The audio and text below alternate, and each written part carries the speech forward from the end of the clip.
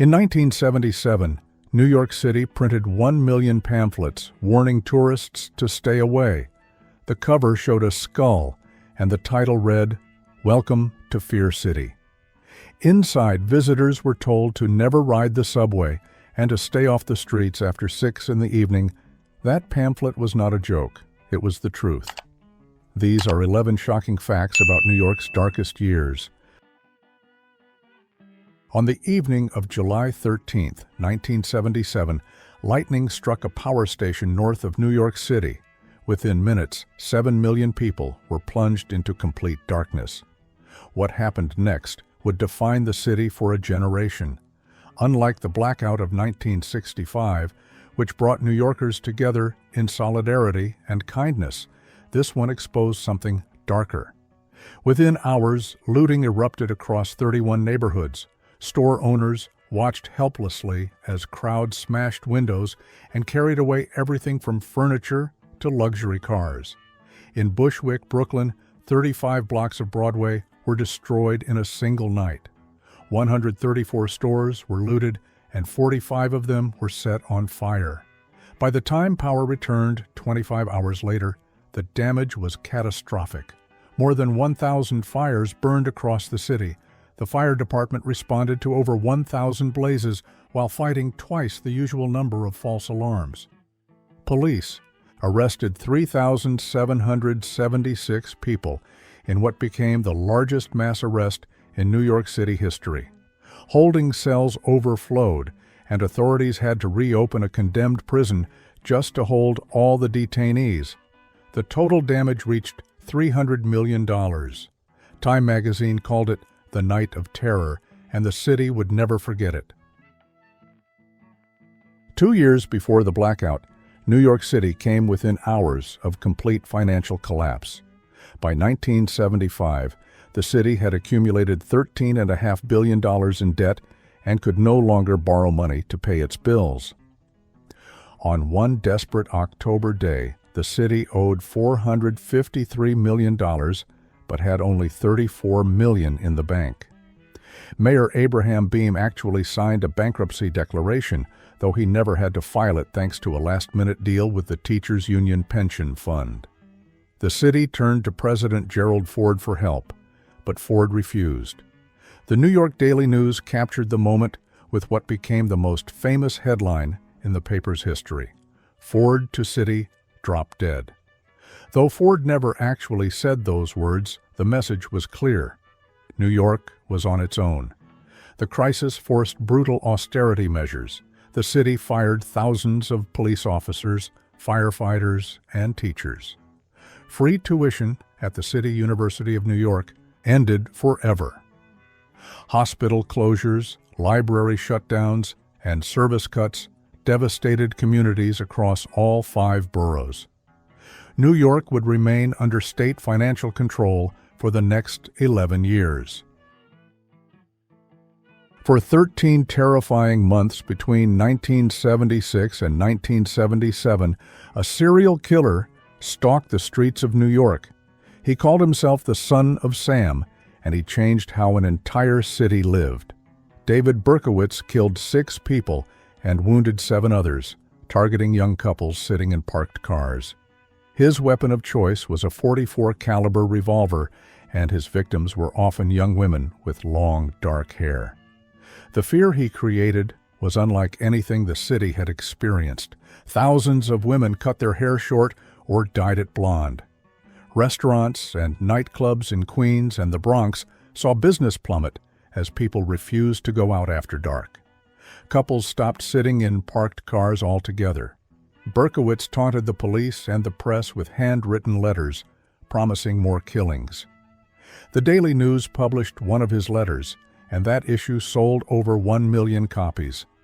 The manhunt became one of the largest in New York history, with hundreds of detectives working around the clock. When police finally arrested Berkowitz on August 10, 1977, he smiled and said simply, "Well, you got me." He was sentenced to 365 years in prison, but the psychological scars he left on the city lasted far longer.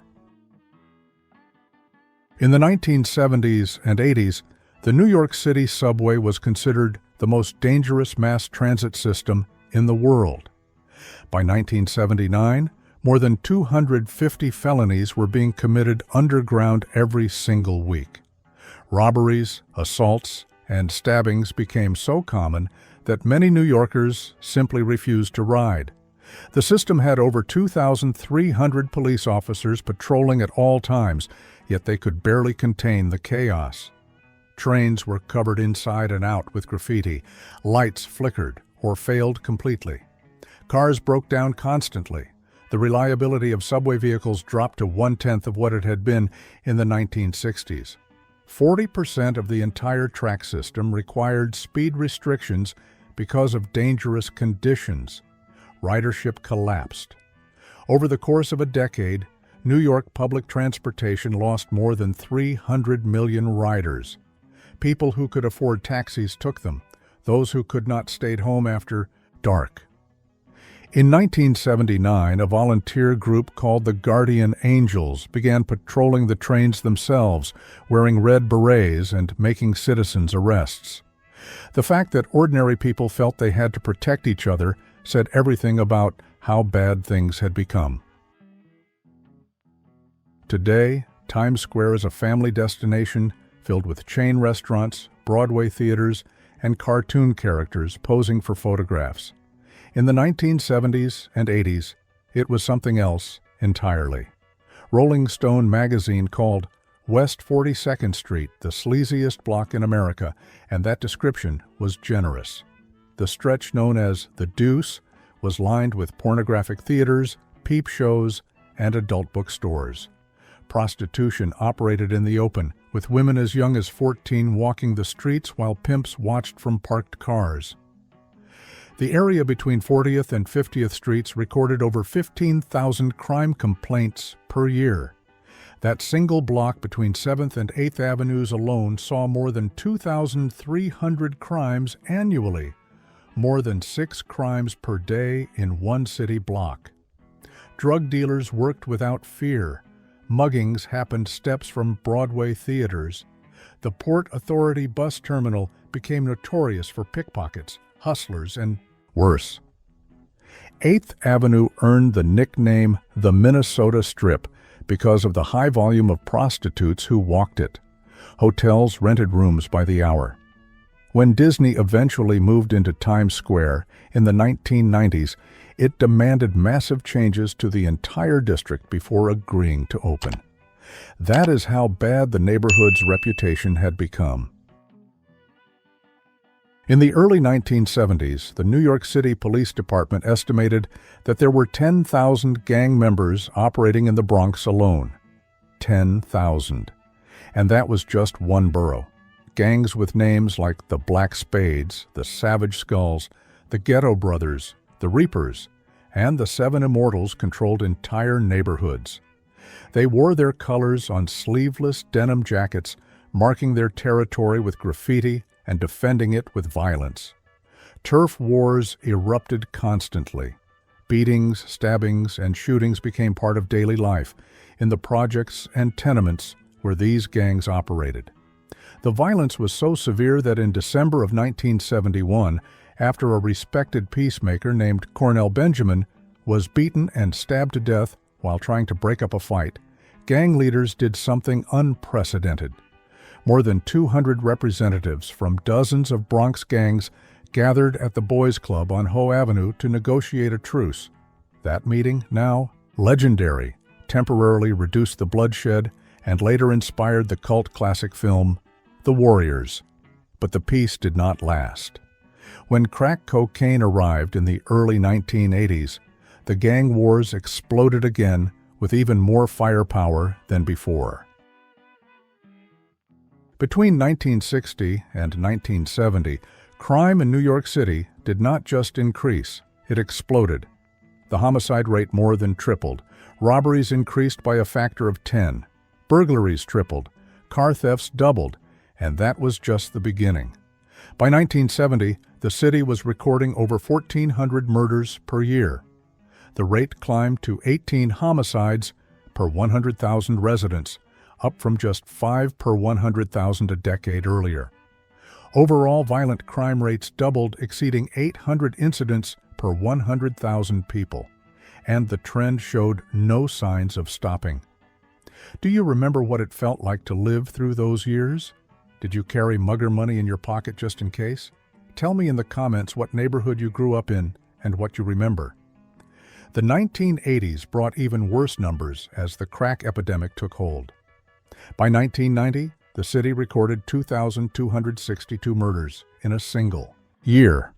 That works out to more than 6 killings every single day. The murder rate reached 31 per 100,000 residents, nearly 8 times higher than it is today. Between 1970 and 1980, more than 800,000 people fled New York City. That is roughly equal to the entire population of San Francisco, simply disappearing in a single decade. The South Bronx was hit hardest of all. Its population dropped by 57%, falling from 383,000 residents to just 166,000. Entire neighborhoods emptied out. Buildings that once housed families became hollow shells, their windows boarded up or burned out. Schools closed, businesses shuttered. Churches locked their doors for the final time. The people who left were not just fleeing crime or poverty, they were fleeing a city that seemed to have given up on itself. The infrastructure was crumbling, services were being cut. The message from Washington was clear: you are on your own. Many middle-class families looked at the burning buildings, the rising crime, and the bankrupt government, and they made a choice. They packed their belongings and drove to the suburbs, to the Sun Belt, to anywhere that was not New York. The city would not recover its population loss until the late 1990s. In June of 1975, police unions did something unprecedented. Facing massive layoffs due to the fiscal crisis, they printed over 1 million pamphlets designed to terrify tourists into staying away from New York. The cover featured a skull, and the title read, "Welcome to Fear City, a survival guide for visitors to the city of New York." Inside, the pamphlet offered 9 survival tips that read like warnings for entering a war zone. Stay off the streets after 6 in the evening. Do not walk anywhere. If you must leave your hotel, summon a taxi by telephone. Avoid public transportation. You should never ride the subway for any reason whatsoever.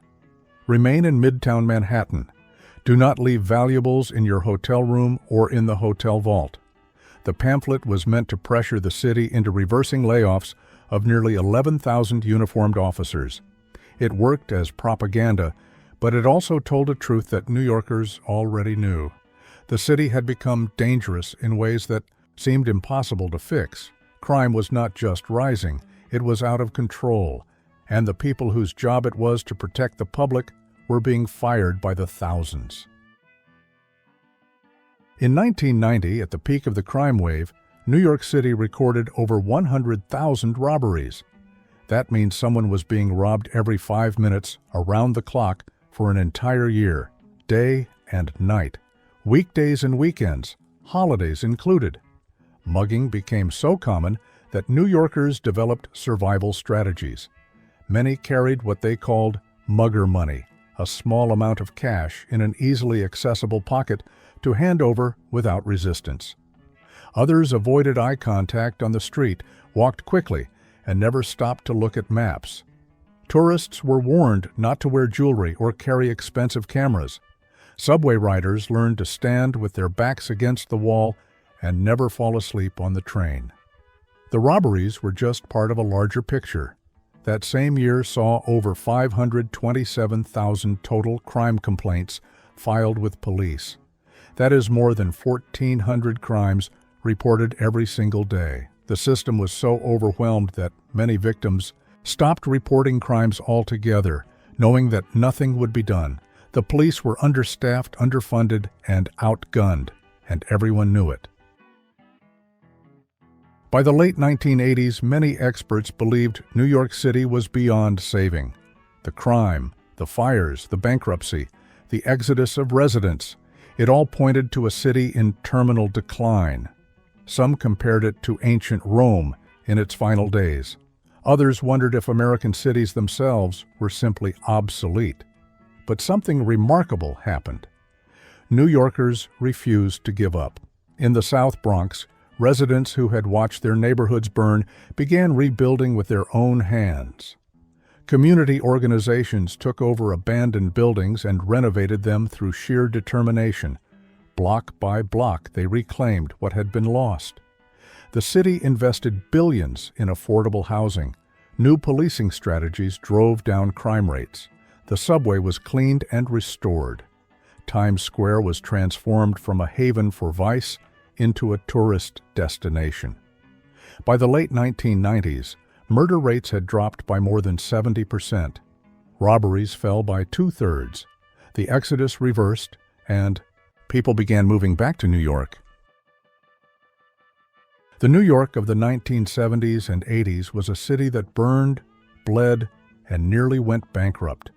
It was a place where police unions warned tourists to stay away, where 10,000 gang members controlled the Bronx, and where riding the subway meant risking your life. But that city also produced survivors who refused to give up. If you lived through those years, share your story in the comments. What neighborhood did you grow up in? What do you remember most? Leave a like if this brought back memories, and subscribe for more stories from the past.